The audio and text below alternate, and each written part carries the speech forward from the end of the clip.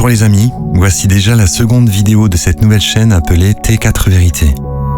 Dans la première, je vous parlais du premier épisode de Zelda. Aujourd'hui, nous quittons provisoirement le monde des jeux vidéo pour atterrir sur la planète musique, avec un groupe mythique que vous connaissez tous, Daft Punk. Attention, décollage. S'il y a bien un groupe emblématique de ce que l'on appelle la French Touch, et même emblématique tout court, tant les superlatifs les qualifiants ne manquent pas, et tant le mystère autour ne fait que s'accentuer au fil des décennies, ce serait bien celui à l'honneur de cette nouvelle vidéo. Son nom, Daft Punk. Monstre musical à deux têtes, formé par Thomas Bangalter et Guy Manuel de Homem Christo, Daft Punk est un groupe français de musique électronique, devenu culte au gré de leur succès interplanétaire et du mystère qu'ils entretiennent depuis 1993. Les deux compositeurs et producteurs se sont rencontrés en 1987 dans leur lycée à Paris. Après quelques années à écouter des groupes tels que les Beach Boys, Diana Ross, les Jackson 5 ou encore Giorgio Moroder, les deux compères se sont lancés dans la musique avec leur premier groupe qui répondait au nom de Darlene, et avec à leur côté Laurent Brankovitz, qui deviendra plus tard le guitariste du groupe Phoenix. Les deux titres qu'ils composèrent, Cindy So Loud et le titre éponyme Darlene, ne furent pas réellement des succès et se vendirent en très petite quantité sur un label indépendant anglais. Là-bas en Angleterre, le journaliste Dave Jennings n'hésita pas à écrire qu'il s'agissait pour lui de musique daft, punky trash, en gros, de la musique merdique, jetable. Quelques années plus tard, les deux amis commencèrent à acheter des boîtes à rythme, des samplers et des synthétiseurs, avec l'idée de se lancer dans la composition de morceaux techno house. Et petit à petit, ils créèrent des morceaux dont le son unique commençait à faire parler de lui. Ils venaient de fonder leur nouveau groupe, Daft Punk, en s'inspirant de ce qu'avait écrit le journaliste anglais à leur sujet. Et le monde entier allait bientôt vibrer au rythme de leur tube. Et maintenant, chers amis, décollons ensemble vers le top 4.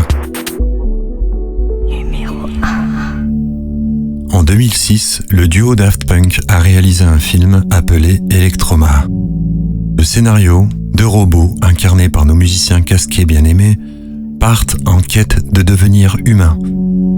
C'est un film splendide à l'esthétisme poussé qui ne contient aucun dialogue et qui ne contient aucune de leur propre musique. On y entend par contre des musiques signées Brian Eno, Sébastien Tellier, mais aussi de la musique classique, comme la prélude en mi mineur de Chopin. Daft Punk n'a pu accorder aux photographes de prendre des photos de leur vrai visage depuis le mois de mai 1996. Depuis cette époque-là, ils ont toujours été masqués pour les besoins de leur shooting promotionnel ou pour leurs rares interviews et apparitions à la télévision. La première utilisation des masques de robots correspond à la sortie de leur second album, Discovery, sorti le 13 mars 2001. En 2005, le 14 mars, à l'occasion de la sortie de leur troisième album, Human After All, les casques ont quelque peu évolué, notamment au niveau du confort à l'usage, mais également au niveau de leur aspect plus sobre. La troisième évolution notable, esthétiquement, correspond une nouvelle fois à la sortie d'un nouvel album, l'intemporel Random Access Memories, le 21 mai 2013.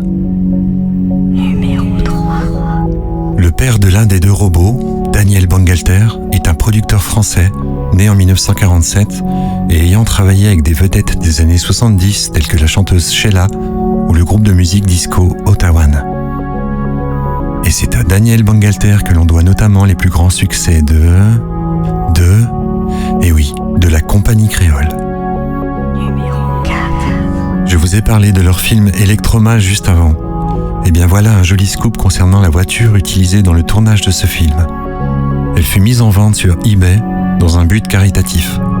100% des bénéfices de cette vente sont allés aux victimes de la catastrophe de Fukushima le 11 mars 2011.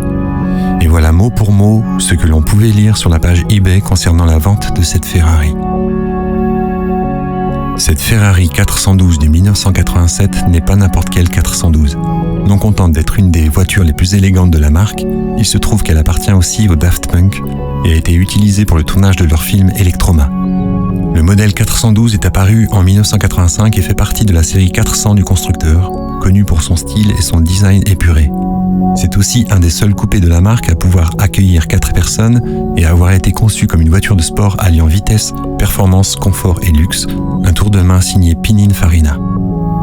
Les 412 de Ferrari sont rares car leur production a été arrêtée en 1989 après seulement 539 ventes. Le soleil californien a très bien conservé le modèle appartenant au Daft Punk et l'intérieur de la voiture est entièrement d'origine. La voiture a été équipée d'un système stéréo de haut de gamme digne de son propriétaire avec haut-parleurs de type double subwoofer, intérieur cuir irréprochable, of course. Guy Mann et Thomas de Daft Punk ont signé la plaque d'immatriculation que l'on peut voir dans le film et sur laquelle il est écrit « Human ». En plus de la voiture, l'acheteur aura aussi un poster et un DVD du film dédicacé par le groupe.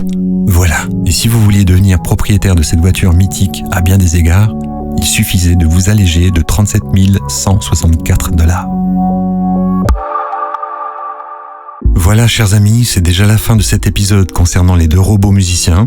J'espère que vous avez fait bon voyage à mes côtés. N'oubliez pas de liker et de partager cette vidéo, et surtout de vous abonner à la chaîne T4 Vérité, histoire de surfer encore ensemble sur des sujets passionnants. Enfin, n'hésitez pas à me laisser vos commentaires au bas de cette vidéo, et je reviens très prochainement au milieu d'endroits bien mystérieux. Au revoir et à bientôt.